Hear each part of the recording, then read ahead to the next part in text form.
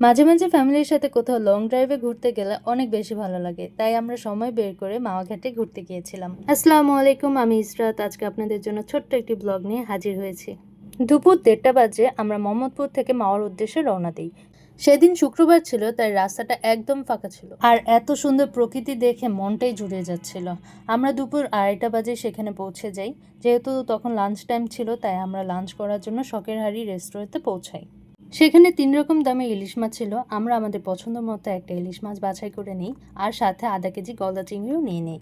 আমরা যে ইলিশ মাছটা নিয়েছিলাম সেটার ওজন হয়েছিল 1350 গ্রাম, তাই এটার প্রাইস পড়েছে 3050 টাকা। আর আধা কেজি গলদা চিংড়ির দাম পড়েছিল 950 টাকা। মাছ ভাজার জন্য ওরা একটা সরিষার তেল দিয়েছিল, সেটার প্রাইস নিয়েছিল 180 টাকা। এরপর ওরা মাছগুলোকে ভালো করে কেটে ধুয়ে দেয় আর আমরা দাঁড়িয়ে দাঁড়িয়ে দেখছিলাম, দেখতে ভালোই লাগছিল।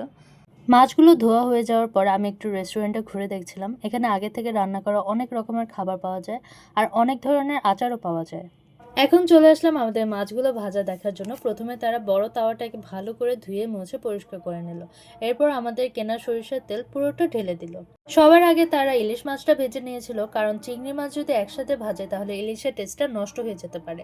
আমরা তাদের আগেই বলে রেখেছিলাম যে আমরা ইলিশ মাছের লেজ ভর্তা খাবো, তাই লেজ ভাজা হয়ে যাওয়ার পর কাঁচের বোতল দিয়ে ছেঁচে লেজের কাঁটাগুলোকে ভালোভাবে বেছে নেয়।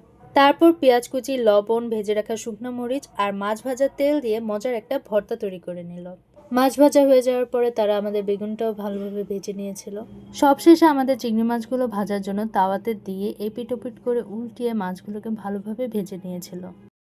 এখন আমরা সবাই খাবারের টেবিলে বসে খাবারের অপেক্ষা করছিলাম। সবাই অনেক হাংরি ছিলাম, কারণ ভাজাভাজি করতে করতে অনেকটা লেট হয়ে গিয়েছিল।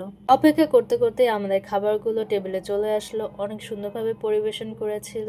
মাছ ভাজার সাথে অনেকগুলো বেরেস্তা আর শুকনো মরিচ ভাজা দিয়েছিল। খাবারগুলো দেখতে যেরকম সুন্দর, খেতেও কিন্তু অসম্ভব মজার ছিল। তাই আর বেশি দেরি না করে খেতে বসে পড়লাম।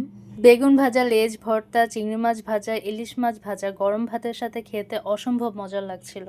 সব মিলে আমাদের টোটাল বিল এসেছিল 5000 টাকার একটু বেশি। খাওয়া দাওয়া শেষ করে আমরা মাওয়া ঘাটে চলে যাই। সেখানে অনেক ধরনের দোকান ছিল, যেখানে অনেক সুন্দর সুন্দর জিনিস পাওয়া যায়। এই জায়গায় প্রচুর ভিড় ছিল। এরপর আমরা পদ্মা তীরে চলে আসলাম। এত সুন্দর দৃশ্য যে বলার মতো না। আমরা একটা ট্রলার ভাড়া করেছিলাম। পদ্মা সেতুর নিচ থেকে ঘুরিয়ে আসবে, তাই 900 টাকা নিয়েছিল। ট্রলারে ওঠার পর পদ্মা নদীর ঠান্ডা বাতাস অনেক ভালো লাগছিল, আর যখন বড় বড় ঢেউ আসছিল তখন অনেক ভয় পেয়েছিলাম।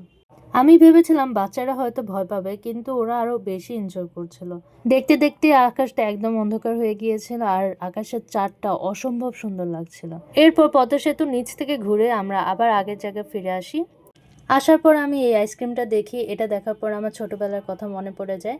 এই আইসক্রিমটা বাদামের ছিল আর এটার দাম পড়েছিল বড়টা 20 টাকা আর ছোটটা 10 টাকা করে। তারপরে বাকিরা চা খেয়ে আমরা বাসার উদ্দেশ্যে রওনা দিই। যদি আমার এই ভিডিওটা আপনাদের কাছে ভালো লেগে থাকে, প্লিজ লাইক, কমেন্ট এবং ফলো দিয়ে পাশে থাকবেন। আজকের মতো এখানেই বিদায় নিচ্ছি। আল্লাহ হাফেজ।